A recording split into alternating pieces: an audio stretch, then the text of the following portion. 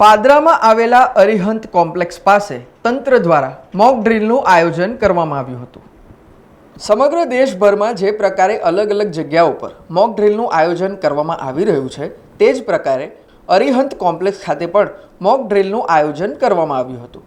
સરકાર દ્વારા કોઈપણ પરિસ્થિતિને પહોંચી વળવા સમગ્ર તૈયારીઓ હાથ ધરવામાં આવી છે અને તેનું રિહર્સલ કરવા આજે તંત્ર દ્વારા મોક ડ્રીલ યોજવામાં આવી હતી, જેમાં પાદરાના અરિહંત કોમ્પ્લેક્સ પાસે મોક ડ્રીલ યોજાઈ હતી।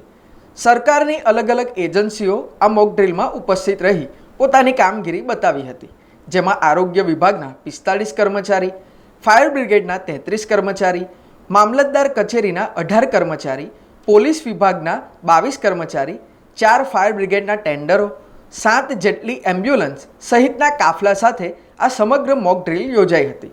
આ મોક ડ્રીલ દરમિયાન પાદરાના ધારાસભ્ય ચૈતન્યસિંહ ઝાલા પણ ખાસ ઉપસ્થિત રહ્યા હતા। સાથે જ પાદરાની વિવિધ કચેરીઓના મુખ્ય અધિકારીઓ પણ આ મોક ડ્રીલમાં હાજર રહ્યા હતા। કોઈપણ ઇમરજન્સી પરિસ્થિતિમાં નાગરિકોની સુરક્ષાને પહોંચી વળવા માટે સરકારી તંત્ર દ્વારા આજ રોજ પાદરાના અરિહંત કોમ્પ્લેક્સ ખાતે મોક ડ્રીલ યોજવામાં આવ્યું હતું, જેમાં અરિહંત કોમ્પ્લેક્સમાં આગ લાગી હોય અને ત્યાં કેટલાક લોકોને રેસ્ક્યુ કરવામાં આવ્યા છે। આ પ્રકારનું મોક ડ્રીલ યોજવામાં આવ્યું હતું, જેમાં ઈજાગ્રસ્તોને સરકારી દવાખાને તાત્કાલિક પહોંચાડવામાં આવ્યા છે અને સરકારી તંત્રની સૂઝબૂઝની પણ પરીક્ષા થઈ છે। તો આમાં સરકારી તંત્ર સંપૂર્ણપણે સફળ થયું છે અને ઈજાગ્રસ્તોને તાત્કાલિક ધોરણે સરકારી દવાખાને પહોંચાડવામાં આવ્યા છે। અમારા કલેક્ટર સાહેબ અને અમારા એડિશનલ કલેક્ટર સુધા મેડમના આદેશ મુજબ આજે અમે civil defence Gotri division, Gorwa division તેમજ જેપી ડિવિઝનના પદાધિકારીઓ હાજર રહી અને ડિવિઝન પણ હાજર રહી અને મોક ડ્રીલનું આયોજન કરવામાં આવ્યું।